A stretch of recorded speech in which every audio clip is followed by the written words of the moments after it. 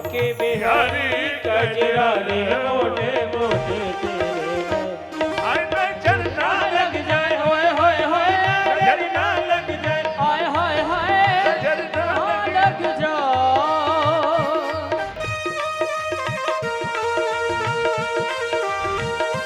आनंद से भाव से सभी लोग आनंद लीजिए। हरि बोल।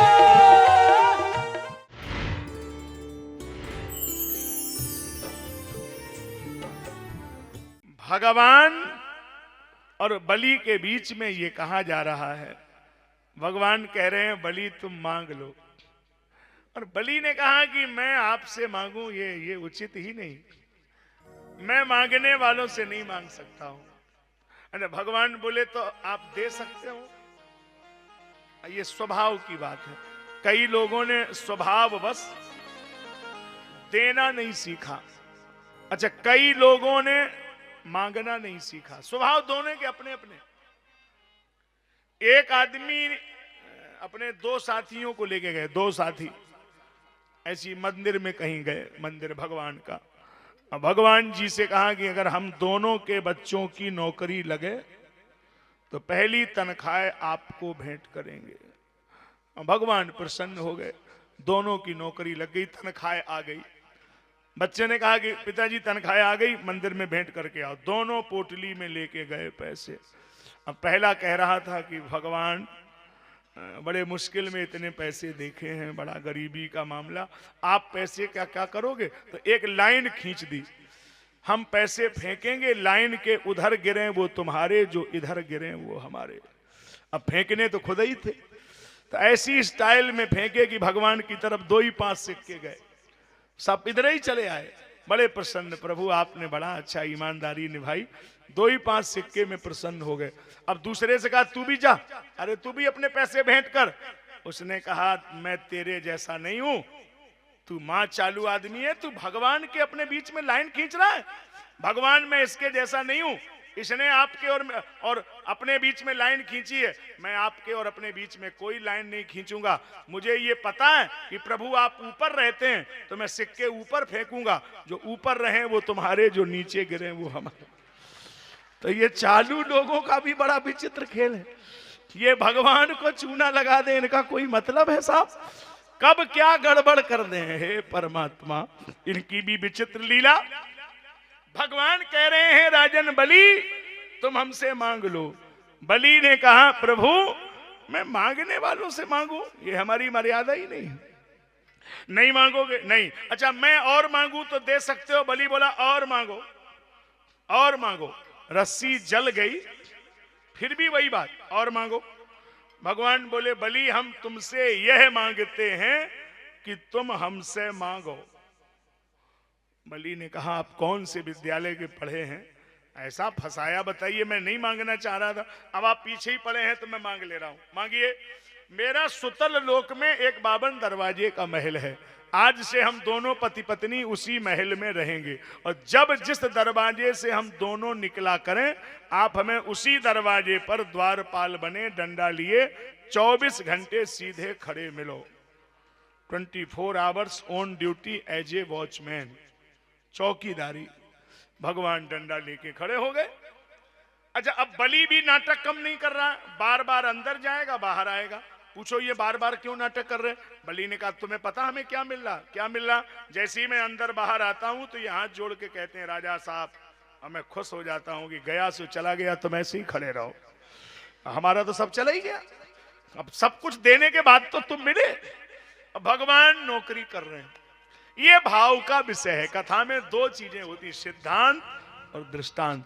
अगर केवल सिद्धांत पे ही चर्चा की जाए तो वो बात उचित नहीं होगी, केवल दृष्टांत दिया जाए तो नहीं, वो तो कथावाचक हो जाएगा। हम तो कथाकार हैं, हम लोगों के नाम में वाचक नहीं लगता, कथाकार ही लगता, क्योंकि हम उसको आकार देने के लिए ही बैठे हैं। वाचने हो तो आप भी पढ़ सकते हैं अपने घर में। क्यों आपने हमें बुलाया उसका कारण समझिए। देखो हम लोग आपको देते हैं निकाल के। 2 बातें पूरे प्रसंग में समझ में नहीं आई, ये सिद्धांत पे ही जब तोलेंगे तब समझ में आएगा। ये दृष्टांत हटाना पड़ेगा थोड़ी देर।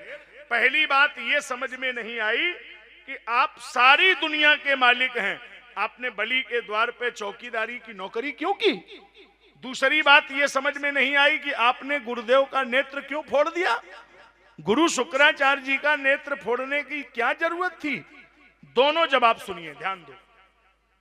मैं राजा बलि के द्वार पे चौकीदारी कर रहा हूं, इसका मतलब बिल्कुल सीधा है। आने वाले समय में भागवत पुराण में यह छपना चाहिए कि जो चाहे वो भगवान जी से अपनी नौकरी दरवाजे पे करवा सकता है। शर्त एक है कि अगर वो कहेगा कि धन मेरा है, संपत्ति मेरी है, तो हम उसकी कभी नहीं रहने देंगे। और अगर वो कह देगा तेरा तुझको अर्पण क्या लागे मेरा, तो हम बैकुंठ छोड़ देंगे, उसके द्वार पे नौकरी करेंगे कि तुम्हारी कोई नहीं ले जाएगा, अब हम रखा रह जाओ। तुम अपना मानते हो इसलिए तुम्हें रखानी पड़ेगी, और जिस दिन उनका मान लोगे उस दिन तुम्हें रखाने की जरूरत नहीं होगी। वो तो तेन त्यक्तेन भुंजी था मागधा कस्य सिद्धनम। इसलिए इस आवास इदम सर्वम यदि किंच जगत्याम जगत, जब परमात्मा में है, परमात्मा का है, परमात्मा ही है, सर्वम खलवम इदम ब्रह्म, फिर कहां झगड़ा है, किस बात पे लड़ाई है? केवल समर्पण तो हो। डोरी सौंप के तू देख एक बार, उदासी मन काहे को डरे, तेरा राम जी करेंगे बेड़ा पार, उदासी मन काहे को डरे। सौंपने की बात। इसलिए अब दूसरा विषय सुन लो, गुरु जी का नेत्र क्यों फोड़ दिया, ये सबके लिए जरूरी है। कई लोग यहाँ कथा सुनते भी हैं, कभी कभी कथाओं में जाते हैं तो बोलना भी पड़ता है।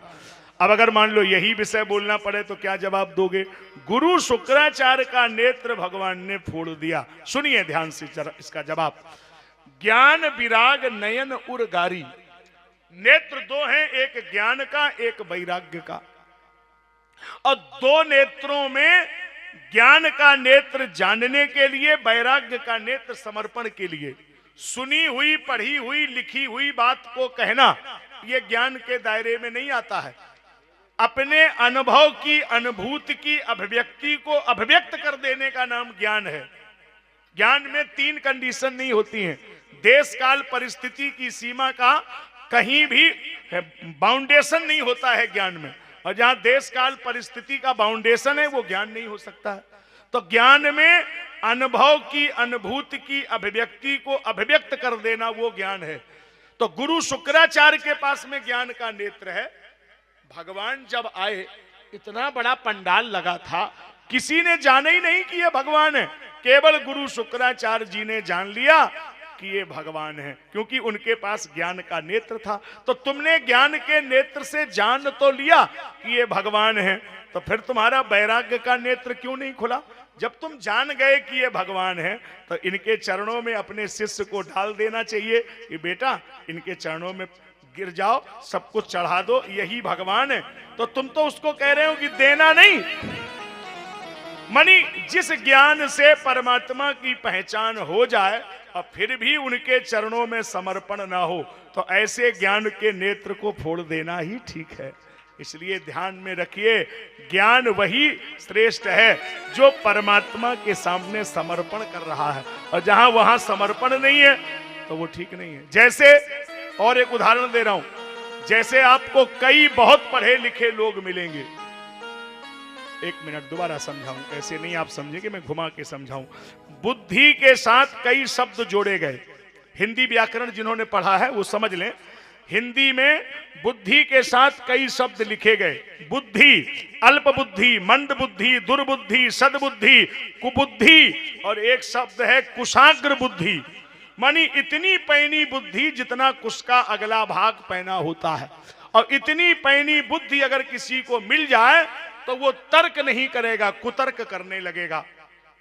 जैसे कई लोग जरूरत से ज्यादा पढ़े होते हैं, आपके मोहल्ले में होंगे, आपकी कॉलोनी में एक दो जरूर होंगे, इतने पढ़े हैं कि कोई डिग्री बाकी नहीं, कोई कॉलेज बाकी नहीं, और आप 10 मिनट उनके बगल में बैठ नहीं सकते, क्योंकि 10 मिनट में आपको लगेगा कि ये पढ़े नहीं है, लेकिन इनकी 2-4 बुलेट ढीले हो गए। मनी ऐसा पागलपन की बात करेंगे कि जिसका कोई मतलब ही नहीं। तो ये इतनी ये कुतर्क ठीक नहीं है। अरे ठीक है, सब जगह अपनी बुद्धि लगाओ, लेकिन हर जगह कुतर्क करना, तर्क ठीक है, तर्को प्रतिष्ठा श्रुतियोर विभिन्ना न एको ऋषिर स्मृत प्रमाणम धर्मस्य तत्वम निहितम गुहायाम महाजना एन गता सपंथा। यक्ष ने कहा धर्मराज पानी मत पी लेना, तुम्हारे भाई मरे पड़े हैं, तुमको भी मरना पड़ेगा, जल पीने के पहले मेरे प्रश्न का उत्तर दो, कहा पंथा, मार्ग क्या है? तो धर्मराज ने यही श्लोक बोला, तर्को प्रतिष्ठा श्रुतियोर विभिन्ना न एको ऋषिर स्मृत प्रमाणम धर्मस्य तत्वम निहितम गुहायाम महाजना एन गता सपंथा। मार्ग वो नहीं है जो सब बता रहे हैं, मार्ग वो है महाजना, जिसमें महापुरुष चलते हैं वही मार्ग है। संत गुरजन जिस मार्ग से चलते हैं वही मार्ग है। संत की महिमा क्या है? पूज्य महाराज जी यहाँ पधारे हैं, क्या महिमा है संत की बोलो? जिसमें कोई कोई चलते हो, जिसमें कोई कोई चलते हो वो पंथ है। आहा, और जिनके पीछे सब कोई चलते हो वही संत हैं। संत वो जिनके पीछे सब चल सकें, और संत वो जो सबके पीछे चल सकें। संत दोनों स्थिति में होता है, संत के लिए कोई छोटा बड़ा नहीं। अयम निजा परो बीती गणना लघु चेतसाम उदार चरिता नाम वसुधैव कुटुंबकम। संत तो उस परंपरा का निर्वहन करते हैं। तो बुद्धि होना ठीक है, लेकिन कुतर्क करना ये गलत है। कई लोग इतने ज्यादा पढ़े लिखे हैं आजकल कि दिन भर कुतर्क करते हैं। एक आदमी जा रहा था, कुतर्क सुनिए आप, जा रहा था और कोल्हू चल रहा था। कोल्हू आप समझते कि नहीं? उसमें तेल बनता था पुराने जमाने में, एक बैल उसमें चलता था और उसी में राई और वो तेल बनता था। अच्छा, वो आदमी बहुत ज्यादा पढ़ा लिखा था। अब वो उस तेल वाले की दुकान पे खड़े होके कह रहा था, भाई साहब ये बैल चलता रहता है, आप बाहर बैठे रहते हैं, आपको कैसे आइडिया है कि बैल चल रहा है? उसने कहा हमें पता है। नहीं, कैसे पता है? हमने बैल के गले में घंटी बांध दी है, बैल चलता रहेगा घंटी बजती रहेगी, बैल खड़ा हो जाएगा घंटी बजना बंद हो जाएगा, हम जाएंगे 2 डंडे मारेंगे वो 1 घंटे फिर चलता रहेगा। कोई टेक्निकल मामला थोड़े, सीधा मामला है। उसने कहा भाई साहब अच्छा इसका मतलब घंटी से आपको आइडिया है? हाँ। अरे भाई साहब ये बताओ, हाँ, जैसे मान लो बैल खड़ा हो जाए, भाई साहब जैसे मान लो बैल खड़ा हो जाए और खड़े खड़े गर्दन हिलाता रहे। अच्छा बोलो भाई साहब घंटी बजेगी कि नहीं बजेगी? उस ये कुतर्क की बात। अगर खड़े खड़े गर्दन हिलाता रहे तो बोलो घंटी बजेगी कि नहीं? तो उस किसान ने उसके हाथ जोड़े कि भाई साहब क्षमा करना, ये कोल्हू का बैल है, आप जितना बैल नहीं, आगे पीछे चल पड़े। यानी ऐसे आदमी बिना बेइज्जत नहीं मानते साहब, ये इतनी बुद्धि लगाएंगे कि बिना बेइज्जत के मानते ही नहीं। अरे कहा को इतना दिमाग लगा रहे हो साहब? कहीं कहीं अबाउट करना भी सीखो, हर जगह खोपड़ी लगाना ही ठीक नहीं है। इसलिए शास्त्र कहता है मुंडे मुंडे मतिर भिन्ने, जितनी खोपड़ियां उतने विचार। इसलिए ये खोपड़ी वाले ज्यादा ठीक नहीं होते, दिल की बात करो साहब। इसलिए भगवान ने बलि के द्वार पर नौकरी करना स्वीकार किया, अपने नौकर बन के खड़े हैं। अब माता लक्ष्मी बड़ी परेशान है। नारद बाबा पधारे, श्रीमन नारायण नारायण नारायण श्रीमन नारायण भजमन नारायण नारायण भजमन नारायण नारायण। अगर आप पे दोनों हाथ हो तो दोनों बजा सकते हैं, नहीं हो तो घर से मंगा सकते हैं। लगना चाहिए श्रीमन नारायण नारायण श्रीमन नारायण नारायण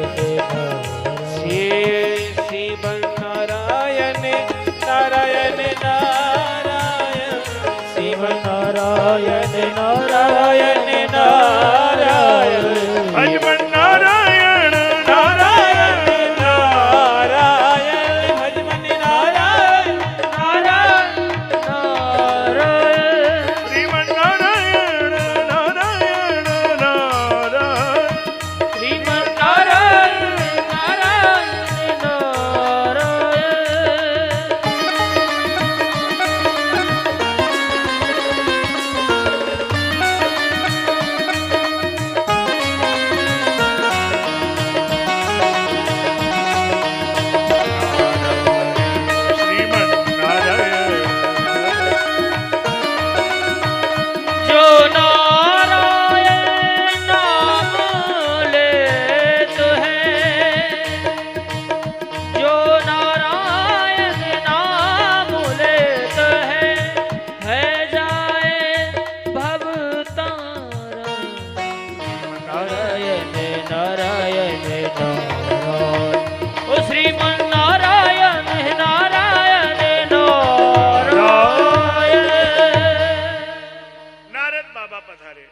जी को प्रणाम, लक्ष्मी मैया प्रणाम। क्या हाल चाल है? सब ठीक है? अरे क्या ठीक है, परेशान है, बहुत मन परेशान है। क्या हो गया? नारायण का ही पता ही नहीं लग रहा, 6 महीने हो गए गायब हो गए, कोई पता नहीं है। नारद जी ने कहा कि आजकल नौकरी कर रहे हैं राजा बलि के यहाँ। माता जी बोली हमारे पति देव नारायण? बोले हाँ। तो वो नौकरी क्यों कर रहे हैं? बोले एक आदमी को ठगने गए, वो आदमी उनसे भी भारी पड़ गया, वहीं महाराज खड़े रहते हैं, चौकीदारी। अच्छा नारद बाबा ये हमें मिल सकते हैं क्या? नारद जी ने कहा चांस कम है, लेकिन एक आइडिया दे रहा हूं। बलि के कोई सगी बहन नहीं है, अभी रक्षाबंधन को आप चली जाना और राखी बांध देना। वो आदमी बोलेगा बहन जी मांग लो, वही द्वारपाल मांग लेना, हमारा नाम मत लेना। नारायण। मैया ने कहा ये तो बहुत बढ़िया रहा। तो माता जी ने कहा कि अब कब सावन आवे, तो उन्होंने आषाढ़ में ही धागा खरीद लिया। शिवपुराण में इसका बड़ा अच्छा वर्णन है, शिवपुराण जो लोग पढ़ते हैं, शिवपुराण में लिखा है कि माता ने आषाढ़ में ही धागा खरीद लिया। जब भी कोई बहन भाई को धागा बांधे तो आषाढ़ में ही खरीदे, ये नियम भी है, आषाढ़ में ही खरीदे, सावन में नहीं। आषाढ़ में खरीद ले और सावन में 1 महीने धागा का पूजन करे, 1 महीने धागे का पूजन करे, नित्य शंकर भगवान से मांगे मेरे भाई की आयु बढ़े, धन बढ़े, बल बढ़े, यश बढ़े। और वो पूजित धागा बांधने का विधान है, तुरंत खरीद के बांधना ये विधान में नहीं है। 1 महीने माता ने नियम किया और धागा लेके गई, बलि के कलाई में बांध दिया। अब जब कभी आपको पंडित जी पूजा पाठ करेंगे, धागा बांधेंगे, तो यही मंत्र बोलेंगे, ध्यान से सुन लीजिएगा। एन बद्धो बलि राजा दानवेंद्रो महाबला तेन त्वां प्रतिबध्नामि रक्षे माचल माचल। ये वही धागा है जिससे राजा बलि बंध गया। भगवान प्रसन्न हो गए, माता जी ने धागा बांध दिया, बलि प्रसन्न हो गया। बलि ने कहा मांग लो। माता जी ने कहा कि जो मैं मांगू दोगे? हाँ देंगे। ये वाला द्वारपाल हमें दे दो। अब बेचारा बोल भी नहीं पा रहा, बात फंस गई तो फंस गई। भगवान तुरंत प्रकट हो गए। बोलो लक्ष्मी नारायण भगवान। अब इस पूरी कथा को मैं एक लाइन में कह दूं तो समझ में आ जाएगा। एक ही लाइन में पूरी कथा है, इसका एक ही आशय है पूरी कथा का। भगत बिना ये कुछ भी नहीं है, भगत है इनकी जान, भगत के बस में है भगवान, भगत के बस में है भगवान, भगत के बस में है भगवान। भगत मुरली वाले की रोज वृंदावन डोले, कृष्ण को लल्ला समझे, कृष्ण को लल्ला बोले, कृष्ण को लल्ला समझे, कृष्ण को लल्ला बोल।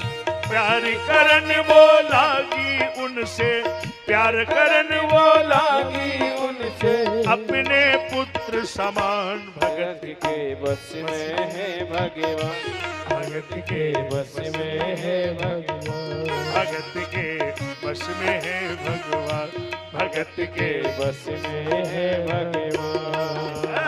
भगत बिना ये कुछ भी नहीं है, भगत बिना ये कुछ भी नहीं है, भगत है इनकी जान, भगत के बस में है भगवान, भगत के बस में है भगवान।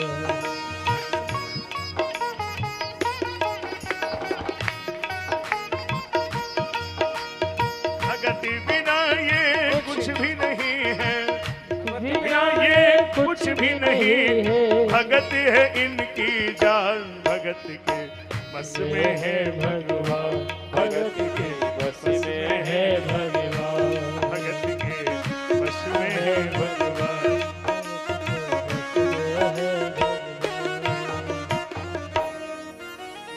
बोलिए भक्त वत्सल भगवान की। भगवान ने मत्स्य का अवतार धारण किया। बोलो मत्स्यावतार भगवान की। 8 स्कंद 24 अध्याय तक हम आपको ले आए। 8 स्कंद, अब 4 स्कंद अभी बचे हैं। 9, 10, 11, 12। और 9 तो अभी अभी सुना के ही आपको तभी पूरा करेंगे। 9 में तो राम जी आएंगे, 10वें में कन्हैया जी आएंगे, फिर 10वें में कन्हैया जी का वन मैन शो 90 अध्याय जाएगा, फिर 31 अध्याय 11वां स्कंद, फिर 12वें में 12 अध्याय, तब ये क्रम होता है। इतना लंबा विषय कैसे कह दूं, क्या कह दूं, कब कहूं, और कहते कहते 21 साल हो गया भोपाल में, अभी तक साहब नहीं कह पा रहे। इतने दिन से आप सुन रहे हैं और आज इतना पानी भी गिरा, हमें तो लग रहा था कि आज 2 ही 4 लोग सुनने आएंगे, लेकिन आज तो साहब सब आ गए, सब आ गए। क्योंकि जहां पर भगवान आने वाले हों वहां भक्त क्यों नहीं आएंगे। थोड़ी देर में भगवान प्रकट होने वाले हैं, तो पहले राम जन्म जल्दी से सुना दें, फिर कन्हैया जन्म हो जाए, ठीक है। अब घड़ी बहुत तेजी से चल रही है, आप केवल मेरी तरफ देखते रहना, उससे तेजी से हम भी चलना जानते हैं। आप देखो घड़ी से तेजी से हम चलेंगे आपके सामने, विषय छूटे ना और बिल्कुल समय से बात कह दें पूरी। पहले सूर्यवंश फिर चंद्रवंश। चलिए आप तैयार, हम तैयार। पृथ्वी पर 2 वंश चले, सूर्यवंश और चंद्रवंश। दोनों वंशों में परमात्मा ने अवतार लिया। सूर्यवंश में राम बनकर के कैसे आए, चंद्रवंश में कृष्ण बनकर के कैसे आए, दोनों का उत्तर भगवान जी दे दीजिए। सुखदेव जी ने कहा, राजन परीक्षित, अनादिकाल में जब सृष्टि की रचना हुई तो भगवान विष्णु नाभि से कमल, कमल पर ब्रह्मा, ब्रह्मा के मरीचि, मरीचि के कश्यप, अदिति पत्नी से सूर, सूर के वस्वान मनु, इनका नाम श्राद्ध देव मनु है, इनकी पत्नी का नाम श्रद्धा। पुत्रेष्टि यज्ञ हुआ, घड़े में जल रखा था, पत्नी बोली हमें कन्या चाहिए, पति ने कहा पुत्र चाहिए। इला नाम की कन्या जन्मी तो मैंने पुत्र मांगा, कन्या कैसे हो गई, तो उस जमाने में इला नाम की कन्या को सुद्युम्न नाम का बालक बना दिया वशिष्ठ जी ने। ये उस जमाने में मेडिकल साइंस में पॉसिबल हुआ। आज का मेडिकल नहीं है कि आप कह रहे हैं कि साहब हम बहुत आगे हो गए, उस समय पर हमने ये करके दिखाया। और आप शायद ऐसा अभी कर भी सकते हैं, एक काम तो आप कर नहीं सकते, अभी भी नहीं कर सकते। फिर मैंने एक और काम किया कि उसका विवाह हुआ, सरयाती नाम का बेटा हुआ। फिर एक दिन वो अंबिका वन में धोखे से चला गया। शिव पार्वती बिहार का वन था, श्राप लगा था कोई पुरुष आएगा तो नारी बन जाएगा। फिर लड़की बन गया, इला बन के आ रहा था, रास्ते में चंद्रमा के बेटा बुध ने देखा, इला को अपने आश्रम पे ले गया। इला और बुध के संयोग से उस आश्रम पर पुरूरवा नाम का बालक जन्मा। बुध चंद्रमा का बेटा है तो पुरूरवा ने चंद्रवंश चलाया, सरयाती ने सूर्यवंश चलाया। और फिर वशिष्ठ जी ने उसको 6 महीना लड़की बना के रखा, 6 महीना लड़का बना के रखा। लाइफ टाइम परिवर्तन किया जो कभी मेडिकल में नहीं हो सकता, वो भारत के वैज्ञानिकों ने किया। ये कोई साधारण वैज्ञानिक नहीं थे, उन्होंने ऐसा करके दिखाया। इसके बाद में सरयाती की कन्या का नाम सुकन्या चिबन महात्मा को विवाही गई। विवाह से पहले पति की आंखें फोड़ दी। अश्विनी कुमारों के द्वारा नेत्रों का दान मिला। नभग नाभाग अमरीश इक्ष्वाक बिकुल त्रिपुंजय युवनाश जी हुए, कोई संतान नहीं हुई। पुत्रेष्टि यज्ञ हुआ, घड़े में जल रखा था, पत्नी को पीना चाहिए, पति ने पी लिया। राजा युवनाश के गर्भ हो गया। पुरुष का गर्भ कैसे प्रसव हो, इंद्र ने पुराने जमाने का ऑपरेशन किया, बिना टाका बिना चीरा बालक को ऑपरेट कराया। बालक का नाम मानधाता रखा गया। मानधाता के 50 कन्याएं 100 भरी महात्मा को ब्याही गई, 5000 बेटा हुए। मानधाता जी के त्रिशंकु जी, त्रिशंकु जी के हरिश्चंद्र, हरिश्चंद्र के रोहितास, रोहितास के हरि, चंप सुदो बसक बाडक सगर, सगर के 2 रानियां, एक के 60,000, एक के एक बेटा असमंजस। 60,000 कपिल भगवान के आश्रम में दग्ध हुए। असमंजस ने गंगा को लाने का प्रयास किया, गंगा नहीं आई। असमंजस के अंशुमान, अंशुमान के दिलीप, दिलीप के भगीरथ, भगीरथ की तपस्या पे गंगा को आना पड़ा। भगीरथ जी के सौदास, उनके एडवडू, उनके दशरथ, उनके विष्णु, उनके खिरवांग, उनके दीर्बाहु, उनके रघु, रघु के अज, अज के दशरथ, दशरथ के राम, खिरवांग गादा, दीर्घबाहुश्च रघुस तस्मात् पुत्रस्त्रवा, अजस ततो महाराजो तस्मात् दशरथो भवत। 10 अध्याय 2.5 मिनट में, कोई कहीं कोई गड़बड़ नहीं, एक अध्याय छोड़ा नहीं, एक पूरा नहीं। आइए खिरवांग गादा दीर्घबाहुश्च रघुस तस्मात् पुत्रस्त्रवा, अजस ततो महाराजो तस्मात् दशरथो भवत। आप पुराण खोल के मिला सकते हैं। 9वां स्कंद 10वां अध्याय 1 श्लोक। खिरवांग गादा दीर्घबाहुश्च रघुस तस्मात् पुत्रस्त्रवा, अजस ततो महाराजो तस्मात् दशरथो भवत। खिटवांग उनके दीर्घबाहु, उनके रघु, रघु के अज, अज के दशरथ जी महाराज हुए, जिनके वहां पर भगवान नारायण ने स्वयं राम जी के रूप में अवतार लिया। राम जी को त्रेता युग में कितने वर्ष का वनवास हुआ, आपको याद है कि नहीं, पढ़ा है कि नहीं, बोलो। 14 वर्ष का वनवास त्रेता युग में हुआ। ये इतिहास में सबने पढ़ा। पुराणों में सबने पढ़ा, लेकिन आने वाले इतिहास में यह भी पढ़ाया जाएगा कि त्रेता में 14 वर्ष का वनवास हुआ, लेकिन कलयुग में 550 वर्ष का वनवास हुआ, तब त्रिपाल से निकल के मंदिर में बैठे। 22 जनवरी 2024 को मंदिर में विराजे। ये भी इतिहास का एक सच लिखा जाएगा। 550 वर्ष त्रिपाल में काटे उन्होंने, तब वो राम जिन राम से पूरे देश का इतिहास है, जो राम से सारा संसार जिनसे जन्म ले रहा है, सबके बाप हैं वो राम, सबके पिता हैं राम, और उन्हीं राम को सर्टिफिकेट देना पड़ा कि हम अयोध्या में आए कि नहीं आए। कितना ही बड़ी विडंबना हमारे देश की। अरे ये देश राम और कृष्ण के संस्कारों से चलेगा, राम और कृष्ण के विचारों से चलेगा। ये देश और किसी विचारों से नहीं चल सकता। और ये भारत अब हमेशा से अक्षुण्ण था, आगे भी रहेगा। राम और कृष्ण की संस्कृति को हमेशा से इस देश को दिशा दी गई है और दी जाएगी। और ये कथाएं कभी परिवर्तन नहीं होंगी, कथाओं से युग परिवर्तन होंगे, इसमें कोई संदेह नहीं होगा। कथाओं से युग बदलेंगे, युगों की विचारधाराओं से कथाएं कभी नहीं बदलेंगी। ये सदा से लोगों के जीवन के परिवर्तन का सशक्त माध्यम रही हैं कथाएं, इसीलिए इनकी आवश्यकता है। इस शरीर को 20 जून को अयोध्या में निमंत्रण मिला। 20 जून को हम गए, जो अवध का सरयू महोत्सव होता है, सरयू महारानी का जन्मदिन होता है, सबसे बड़ा कार्यक्रम संस्कृति विभाग ने कराया। उसमें शरीर को राम कथा करने का अवसर 2024 में अभी मिला है, तो मैं करके आया हूं। ये 20 जून में मैंने किया है। और चूंकि राम कथा के लिए दुनिया भर में इस शरीर को याद किया जाता है, तो हम फिर आपकी सेवा में बैठे हैं। जल्दी से राम जी को पहले बुला लें, फिर कन्हैया जी को भी बुलाना है। चर्चा बहुत थोड़ी सी करनी है। श्री दशरथ जी के कोई बेटा बेटी नहीं है,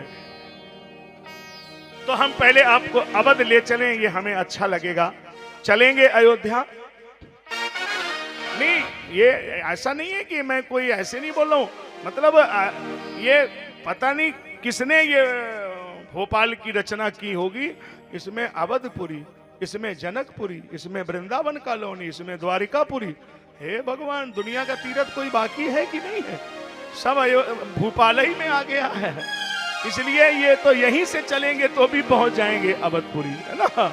तैयार हैं? दोनों हाथ हिलना चाहिए। राकेश आ गए हैं तो और अच्छे से बात होगी साहब। अभी खड़े रहना, बैठना नहीं।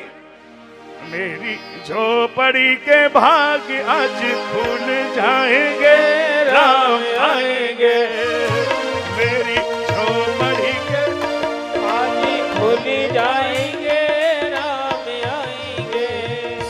राम आएंगे, आएंगे, राम आएंगे, राम आएंगे, आएंगे, राम आएंगे। हो मेरी झोपड़ी के भाग्य आज खुल जाएंगे, राम आएंगे। मेरी झोपड़ी के भाग्य आज खुल जाएंगे, राम आएंगे। राम आएंगे तो अंगना सजाऊंगी, राम आएंगे तो अंगना सजाऊंगी, राम आएंगे तो अंगना सजाऊंगी। दीप जला के दिवाली मैं मनाऊंगी, दीप जला के दिवाली में मनाऊंगी। मेरे जन्मों के सारे पाप कट जाएंगे, राम आएंगे। रामे पाप कट जाएंगे, राम आएंगे। ओ राम झूलेंगे तो झूले ना झुलाऊंगी, राम झूलना झुलाऊंगी। मैं तो बैठ रुचि रुचि लगाऊंगी, मैं तो रुचि रुचि भोगी लगाऊंगी। मेरे जिंदगी के सारे काम कट जाएंगे, राम आएंगे। राम।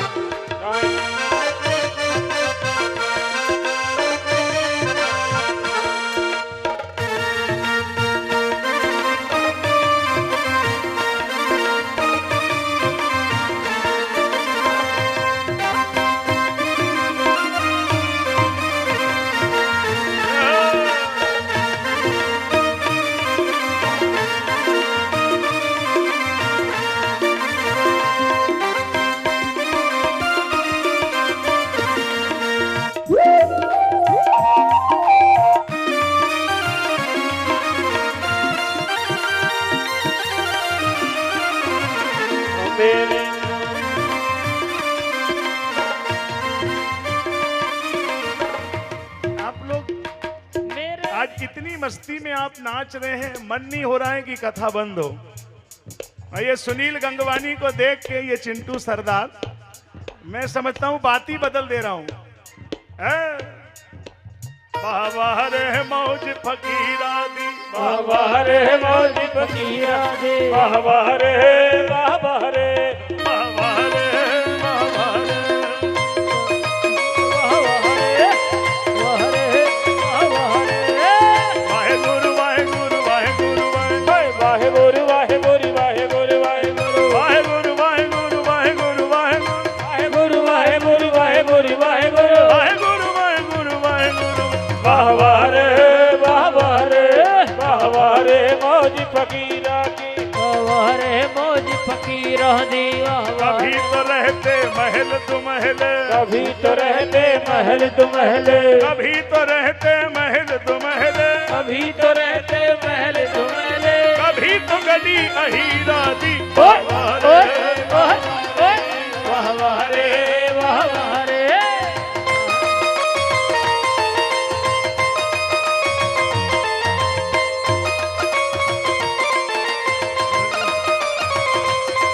वाह वाह रे मौज फकीरा दी, वाह वाह रे मौज फकीरा की, वाह वाह रे, वाह वाह रे, वाह वाह रे, वाह वाह रे।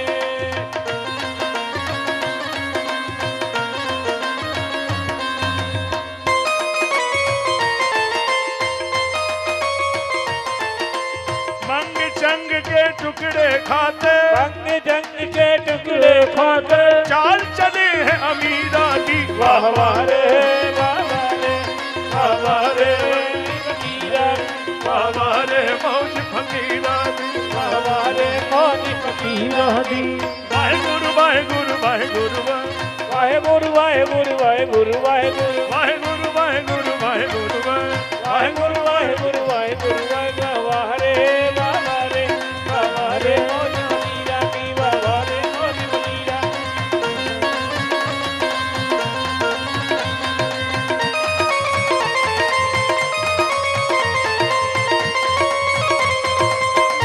वाह वाह रे मौज फकीरा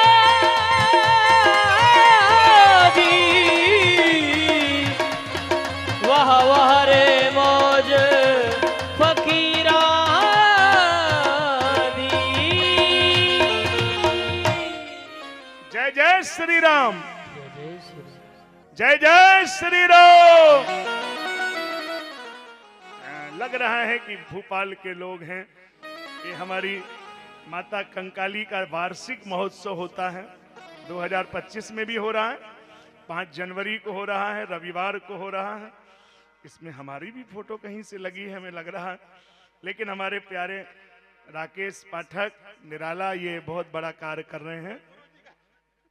और मेरी बड़ी शुभकामनाएं इनके लिए हैं कि ये माई के कार्य में लगे रहें, और एक आशीर्वाद दे रहे हैं कि तुम अपना काम करो, माई अपना काम करेगी और सब काम अच्छा होगा। बहुत बहुत शुभकामनाएं, उसमें भी आप जरूर जाइए, अच्छी बात है। और अब हम आपको वहीं ले चलें, कहाँ बोलो? अवधपुरी, अयोध्या बाईपास। किधर? दोनों, एक में अवधपुरी है, एक में अयोध्या बाईपास, सब यहीं पर है। चलिए आनंद लें। श्री दशरथ जी महाराज के घर में कोई बेटा बेटी नहीं है, कहां गए?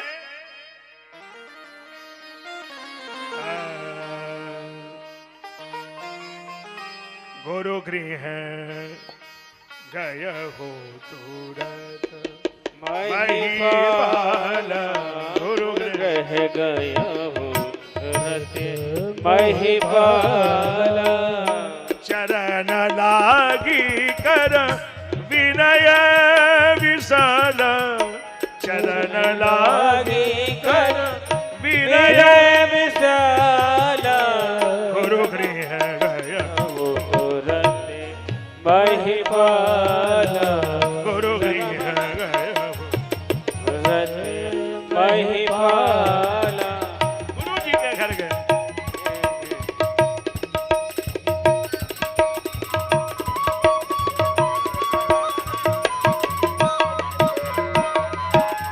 गुरु गृह गया महिपाल, प्रार्थना किया गुरुदेव मेरे कोई बेटा बेटी नहीं है।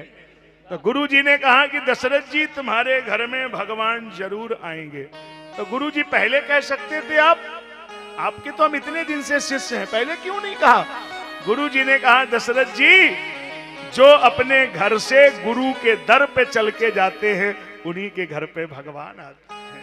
आज तुम गुरु के दर पे चल के आए हो, तुम्हारे घर पे भगवान आएंगे, याद रख लेना। तो कब आएंगे? नवमी तिथि मधुमास पुनीत। नवमी तिथि है, शुक्ल पक्ष, अभिजित मुहूर्त, कर्क लग्न, पुक नक्षत्र, दिन के 12 बजे आए। और जब आए तो प्रकट हुए, और प्रकट हुए तो सबने यही गाया। आप भी गाइए, हम भी गाते हैं। भय प्रगट कृपाल दीन दयाल कौशल्या हितकारी हर्षित महतारी मुनि मनहारी अद्भुत रूप विचार लोचन अभिरामा धन घन श्यामा निज आयुध भुज चार भूषण बनमाला नयन विशाला शोभा सिंधु करा कई कोई कर जोरी अस्तुत तोरी कई विध करो अनंता माया गुण ज्ञाना धीत अमाना वेद पुराण भनता करुणा सुख सागर सब गुण आगर जय गावहि स्तुति संता सोम हित लागी जन अनुरागी भयो प्रकट श्रीकांता ब्रह्मांड निकाया निर्मित माया रोम रोम वेद कहे हम पुरुषो वासी यह उपहासी सुनत धीर मति धीर न रहे उपजा जब ज्ञाना प्रभु मुस्काना चरित बहुत विधि की न कही कथा सुहाई मातु बुझा यही प्रकार प्रेम नहीं माथा पुनि बोली सोमत डोली कलहुता रूपा जैसी सुनीला अति प्रिय शीला ये सुख परम अनुपा सुनि वचन सुजाना रुदन ठाना होई बालक सुर भूपा यह चरित जो गावई हरि पद पावई तेन परे भाव विप्रधन सुर संत लीन मनुज अवतार निज इच्छा निर्मित तन माया गुण राम लला की अयोध्या धाम की चारों भैयन की जय जय सीताराम।